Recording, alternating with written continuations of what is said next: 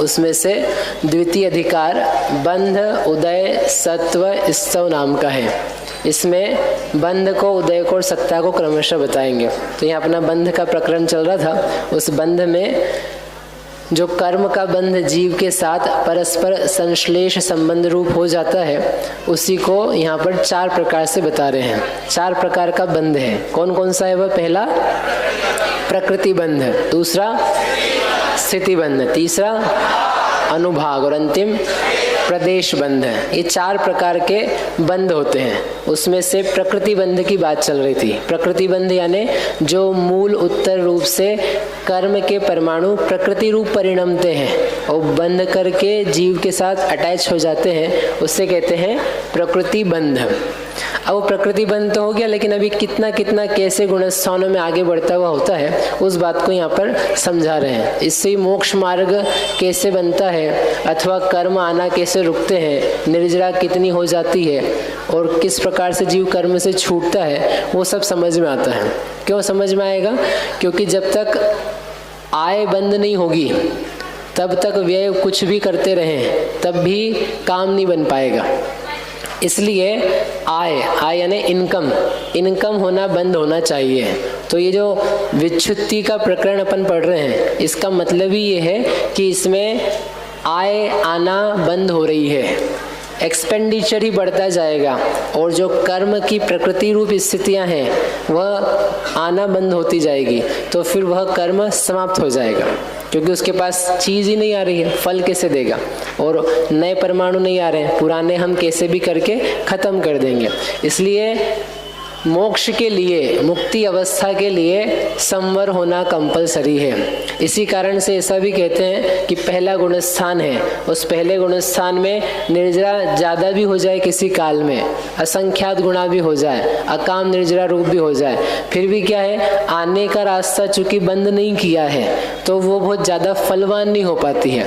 कुछ पुण्य आदि का बंद हो सकता है, 1-2 गति प्रशस्त भी मिल जाए, लेकिन फिर भी जैसी निर्जरा मोक्ष मार्ग में सहकारी है, बिना फल दिए कर्म का खिरना, ये अपन समझते हैं, लेकिन संवर्ष के साथ में बिना कर्म के आए कर्म का खिर जाना, बिना नए कर्म के आए कर्म का खिरना, वैसी निर्जरा केवल सम्यक्त्व के साथ में गुणस्थान आगे बढ़ते हुए जाते हैं तभी हो पाती है। तो वो अपने को बहुत अच्छे से इसमें समझ में आता है। तो सुबह अपन ने प्रारंभ किया था, गुणस्थान में 3 चीजें अपन देख रहे हैं। अभी एक ही चीज देखी, यद्यपि बंध विच्छुत्ति, बंध कितना है और अबंध कितना है। तो ये 2 जो चीजें हैं ये एंड में इकट्ठी करेंगे। पहले बंध विच्छुत्ति को समझ लेते हैं। तो कई लोग नए भी हैं, तो किसी को गुणस्थान क्या होते हैं नहीं पता है। कोई है ऐसे लोग जिनको गुणस्थान क्या होता है पता नहीं है? एक बार हाथ खड़ा करना जिसको नहीं पता है कि गुणस्थान क्या होते हैं। ओ आई एम सो लकी, एक भी नहीं है। 14 गुणस्थान के नाम किसको नहीं पता है? गजब, इतना तो मेरी एक्सपेक्टेशन भी नहीं थी। नाम नहीं पता है जिनको, ठीक है, ओके, बढ़िया। 2-3 लोग हैं। नाम उनका सामान्य स्वरूप जो गुणस्थान का है वो किस किस के ख्याल में नहीं है। अच्छा, दूसरा पूछता हूँ, सामान्य स्वरूप है ना, एक लाइन में जनरली क्या होते हैं, ऐसा गुणस्थान किस किस को पता है? वो हाथ खड़ा करना। पता है, ठीक है, थोड़े बहुत लोग हैं। तो फिर अपन थोड़ा सा वो भी कर लेते हैं, थोड़ा सा टाइम लगेगा, लेकिन क्या होता है आपको भी रिवाइज हो जाएगा। 14 गुणस्थान है। तो अपना पहला गुणस्थान, अपना नहीं, पहला गुणस्थान यानी मिथ्यात्व गुणस्थान, उसका नाम है मिथ्यात्व गुणस्थान यानी अज्ञान दशा का गुणस्थान। जहाँ पर जीव है तो उसको स्वपर के बारे में कोई विचार भेद ज्ञान नहीं है, शरीर में ही एकत्व मानता हुआ मोही जीव संसार में भ्रमता है। इस प्रकार की जो स्थिति है उससे कहते हैं प्रथम मिथ्यात्व गुणस्थान। अपन सब लोगों को फर्स्ट आना रहता है कि नहीं? हाँ तो बोलो फर्स्ट। अपन सब फर्स्ट में पहुंचा दें, आई एम फर्स्ट। फर्स्ट नहीं चाहिए, हर जगह फर्स्ट नहीं चाहिए होता है, कई जगह पीछे भी रहना पड़ता है। ये पहला गुणस्थान है। ये गुणस्थान के आगे जितने गुणस्थान हैं वो सब ज्ञानी के हैं। ज्ञानी यानी कभी ना कभी तो ज्ञानी बना होगा या बन रहा है, वैसा ही जीव जो है वो आगे होता है।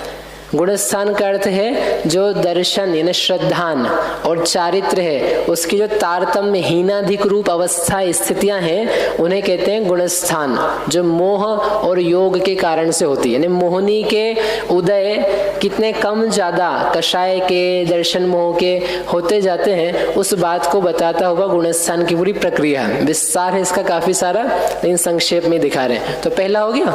फिर दूसरा होता है सासादन। सासादन गुणस्थान है जो सम्यक तो प्राप्त हो जाए किसी जीव को यदि, तो उससे यदि वो च्युत हो गिरे तो गिरने पर किसी किसी को ये दूसरा गुणस्थान होता है, हर किसी को नहीं होगा। यदि च्युत होगा, च्युत यानी गिरेगा सम्यक्त्व से, तो फिर उसको दूसरा बन सकता है।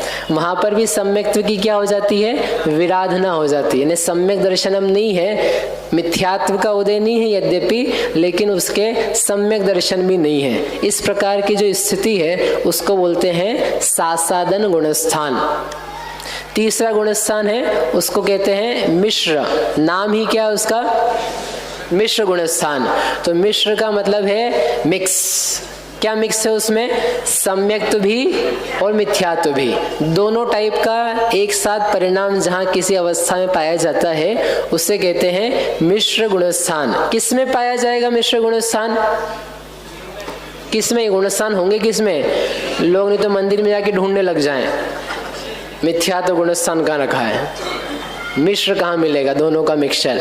भाई ये किसके परिणाम है, सारे के सारे जीव के। मतलब ये जो मैं एक जीव हूँ इसमें ही इस विविध प्रकार के परिणामों की स्थिति पाई जाती है। तो मिश्र गुणस्थान भी एक गुणस्थान है। इसके लिए कौन सी प्रकृति काम करेगी, आप 148 कर्म पढ़ चुके हो, ठीक है। अब मैं जिससे पूछूं उसको ही बताना है कि 148 कर्मों में से मिश्र गुणस्थान को प्राप्त करने के लिए कौन सी प्रकृति काम करेगी। दे दो, दीपक को दे दो जल्दी से माइक। दीपक भाई बताओ, फिर से बोलूं प्रश्न, तीसरी बार सुनो। मिश्र गुणस्थान के लिए कौन सी प्रकृति का उदय होगा तो ही वह जीव मिश्र गुणस्थान में होगा? सम्यक प्रकृति का। सम्यक प्रकृति, सही कि गलत? अब बताओ क्या करें, आपका खड़ा भी नहीं कर सकते हम आपको। इधर से पूछेंगे बस, फिर आगे बढ़ रहे हम। कौन है यहाँ पर, देशना को दे दो, जल्दी से दे दो। सम्यक मिथ्यात्व। सम्यक मिथ्यात्व, सही कि गलत? सही। अरे नाम ही उसका, जो प्रकृति का नाम है वो गुणस्थान का नाम है। सम्यक मिथ्यात्व प्रकृति का फल इस गुणस्थान में मिलता है, ठीक है। इस गुणस्थान के अलावा उस प्रकृति का फल कहीं नहीं प्राप्त होता है। इस प्रकार से ये तीसरा गुणस्थान, मतलब जो प्रकृति अपन ने सीखी है ना वही यहाँ एप्लीकेबल होती है। बंध अलग अलग टाइप का होता है, लेकिन मोहनी के जितने प्रकार आपने पढ़े हैं 28, 25 और 3 28, वे सब आपको यहाँ पर 1 से 12 में दिखाई देंगे। अभाव, उपशम या क्षय, वो इतना डिटेल नहीं कर पाएंगे यहाँ पर, लेकिन समझना ऐसा। फिर ये 3 हो गए गुणस्थान। चौथा गुणस्थान जो सबके लिए प्रिय रहता है, हमको चौथा चाहिए, चौथा चाहिए, चौथा चाहिए। क्या चौथा चाहिए? गुणस्थान। बाकी घर में आजकल कोई चौथा चाहिए ऐसा नहीं बोल सकता है, पहला दूसरा हो जाए वही काफी है, चौथे तक तो बहुत लंबी बात है। तो चौथा चाहिए ने क्या है, चतुर्थ गुणस्थान। इसको बोलते हैं अविरत सम्यक्त्व। क्या नाम है इसका? तो यहाँ पर सम्यक दृष्टि है जीव। जो अपन ने पहले में अज्ञानी की बात कही थी ना कि अज्ञानी है, अब ये अज्ञानी नहीं रहा, अब ये ज्ञानी हो गया है।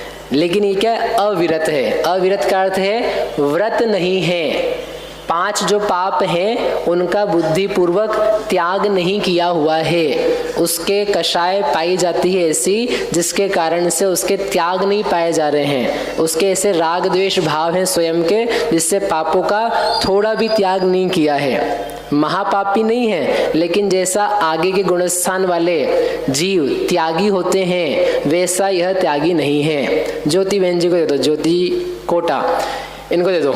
चौथा गुणस्थान कौन से, जल्दी दो भाई। चौथा गुणस्थान कौन से कषाय के निमित्त से होता है?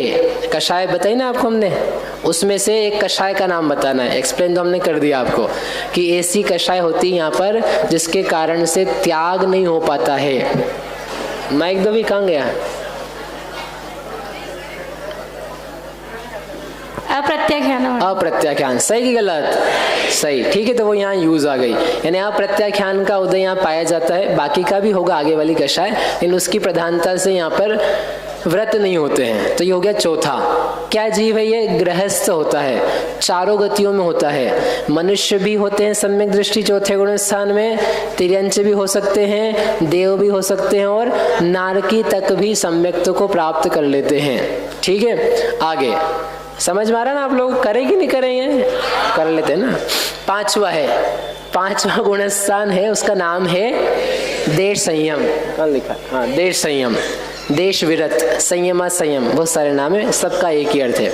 इसमें क्या स्थिति है कि वो सम्यक दृष्टि तो अब आगे के जितने गुणस्थान है ना 4 से लेकर के, वो सब सम्यक दृष्टि ज्ञानी जीव के हैं। मतलब उसमें सम्यक तो भी व्यक्त रूप से मौजूद रहता है बस, लेकिन उसकी अलग अलग प्रकार की स्थितियां हैं। कोई त्यागी है, कोई कम त्यागी है, कोई पूर्ण त्यागी है, कोई मंद कषाई है, इस टाइप से चलेगा। तो लेकिन वो कौन कौन के टाइप के जीव होते हैं वो अपन एक बार देख लेंगे तो ये चीज़ें और अच्छे से समझ में आएगी।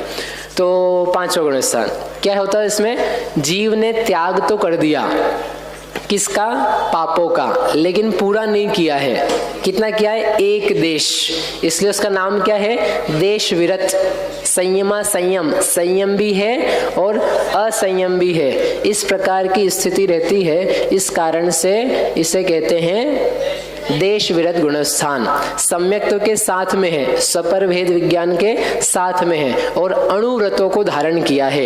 ये व्यक्ति भी कैसा है? गृहस्थ है, ग्रह का त्यागी होकर के संग आदिक में रहे, मुनिराज के साथ रहे, वैसा भी हो सकता है। लेकिन जो वस्त्र सहित है, अभी वर्तमान में वस्त्रों का त्याग करके अपरिग्रह ही पूरा नहीं हुआ है और व्रत सहित है, सम्यक्त्व सहित है, इस प्रकार का जो जीव है उससे कहते हैं देश विरत। ये कौन सी कषाय के कारण से होगा? बोलो अतिशय, आपके हाथ में माइक, आप ही बोल दो। हाँ, देश विरत प्रत्याख्यानावरण कषाय के होते हैं। प्रत्याख्यानावरण कषाय, क्योंकि अप्रत्याख्यान जिसके कारण से थोड़ा त्याग होता था वो तो गई, तब तो त्याग किया उसने, लेकिन पूरा त्याग नहीं किया है। तो कौन सी कषाय काम कर रही है यहाँ पर? प्रत्याख्यान। बढ़िया। फिर इसके आगे प्रश्न कि चौथा गुणस्थान वर्ती जीव है तो क्या वो अगर जैसे राजा है तो फांसी की सजा दे सकता है? अरे अपन अलग जगह चलेगा, ये फांसी की सजा एंड में करेंगे अपन। ये लोग मेरे को लगा देंगे, नहीं तो नहीं लगाएंगे। मतलब उस दिन हम कह रहे थे ना, चलो अभी जाने दो। तो क्या कह रहे हैं? पांचवा हो गया। छठा क्या है? प्रमत्त संयत, और है सातवां अप्रमत्त संयत। तो छठवां जो गुणस्थान है और छठे के आगे जितने भी हैं ये सब पाए जाते हैं दिगंबर निर्ग्रंथ मुनिराज के, जिन्होंने पापों का पूरा त्याग किया।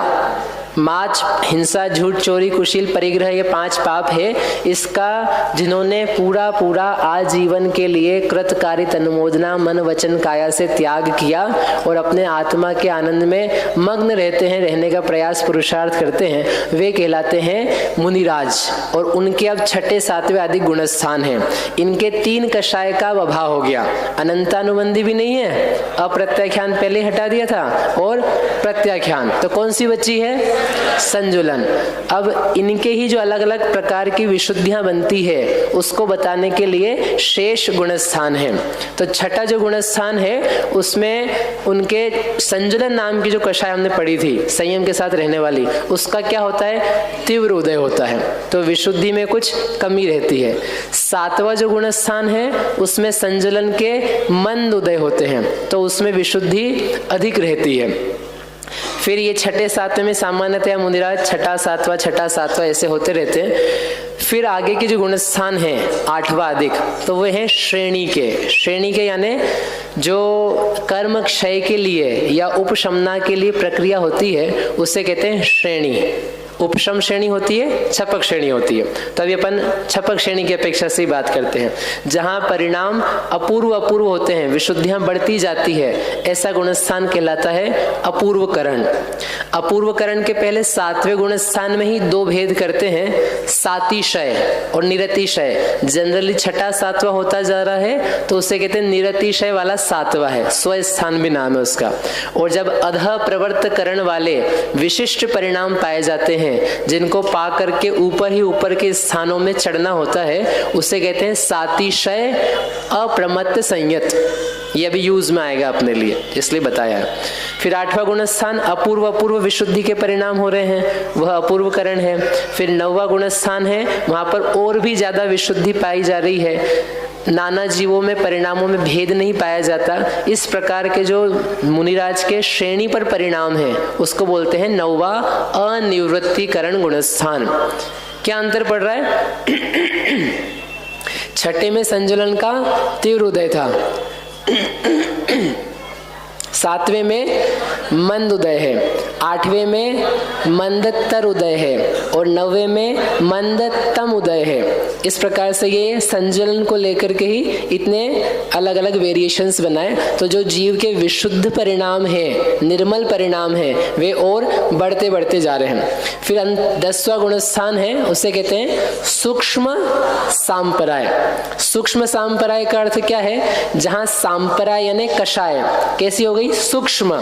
तो जो संजुलन मंदतम पहुंचाई थी, अब मंदतम की बजाय वो और भी बहुत बारीक हो गई, जैसी संसार अवस्था में कभी भी किसी को नहीं पाई जाती है, ऐसा उसका सत्व हो गया। उस टाइप के जो कषाय के परिणाम हुए हैं उसे कहते हैं सूक्ष्म सांपराय। तो संजुलन ही अब क्या हो गई? सूक्ष्म में कन्वर्ट हो गई, मंदतम से भी और लोएस्ट में पहुंच गई। तो जैसे जैसे कषाय घटेगी तो जीव के परिणाम कैसे होते जाते हैं? विशुद्ध विशुद्ध विशुद्ध। तो ये 10 हो गए। 11वां गुण स्थान है जहाँ मोह का उदय बिल्कुल भी नहीं होता, लेकिन अभी नष्ट नहीं हुआ है, उपशम श्रेणी का है। 12वां गुण स्थान जहाँ मोह का अभाव हो गया, जीव वीतरागता को हमेशा के लिए प्राप्त हो चुका, उसे कहते हैं क्षीण मोह। क्षीण यानी नष्ट कर दिया है मोह को जिसने, ऐसा क्षीण मोह 12वां गुण स्थान। फिर अगला है सयोग केवली। सयोग केवली में आ चुका है केवली शब्द, यानी जो केवल ज्ञानी भगवान है, अरहंत परमात्मा है, जिनके ज्ञानावरण, दर्शनावरण और अंतराय के उदय का अभाव हो चुका है, सत्ता में से भी खत्म हो चुके हैं, उन्हें कहते हैं सयोग केवली। 4 घातिया कर्म जिनके अब नहीं रहे, ऐसे अरहंत अवस्था को प्राप्त होने वाले सयोग केवली अवस्था में अरहंत भगवान कहलाते हैं। हो गए 13। 14 अयोग केवली। अयोग केवली में क्या है? वही अरहंत भगवान हैं, अभी भी यहीं पर हैं, लेकिन उनके जो योग है, योग यानी वाइब्रेशन है, परिस्पंदन है आत्म प्रदेशों में, वो अब नहीं पाया जाता है। अर्थ क्या निकला? 13वें गुण स्थान तक पाया जाता है और 14वें गुण स्थान में नहीं पाया जाता है 1% भी। तो उसे कहते हैं अयोग केवली। अरहंत ही हैं और अभी इनके कर्म नष्ट होना बाकी हैं, अंतर मुहूर्त रहते हैं और अंतर मुहूर्त के बाद में सर्व कर्म के बंध से रहित होकर के लोक के अग्रभाग में सिद्ध अवस्था के रूप में विराजमान होते हैं। उन सिद्ध भगवान का गुणस्थान होता है 15वां। नहीं, अब गुणस्थान से 14 गुणस्थान से रहित चतुर्दशी के दिन सिद्ध भगवान की अपनी चतुर्दशी मन गई भैया। 14 गुणस्थान थे, उनसे पार पहुंच गए। ठीक है, अब अपन वापिस अपने प्रकरण पे आते हैं भैया। ये गुणस्थान का सामान्य ओवरव्यू, ताकि आपको रिवाइज हो जाए, जिसको जाना हुआ है और नहीं तभी काम आएगा तो आपको स्मरण में रहेगा। इसमें कषाय की प्रकृति संबंधी ही प्रश्न है कि अप्रमत्त विरत और प्रमत्त विरत ये गुणस्थान है 6ठा 7वां, तो उसमें प्रमाद का ही अंतर है। तो प्रमाद संबंधी तो कोई कर्म प्रकृति हमें देखने को नहीं मिली कि प्रमाद का उदय इस कर्म के निमित्त से आता हो। कषाय ना, कषाय के अंतर्गत ही है वो। कषाय तेज होती है तो उसके निमित्त से प्रमाद कहा जाता है। और उसके अलावा निद्रा अधिक भी कर्म है, निद्रा को भी प्रमाद में लेते हैं, तो वो दर्शनावरणीय कर्म है, तो वो भी तेज जहाँ होते हैं, स्त्यान गृद्धि त्रिक, तो वहाँ पर प्रमाद कहलाता है। निद्रा प्रचला के मात्र उदयों हल्के वाले, तो वहाँ पर प्रमाद रहित ही कहते हैं उसे। क्योंकि निद्रा प्रश्ला आगे भी पाई जाती है, फिर भी वो प्रमाद रहित होते हैं।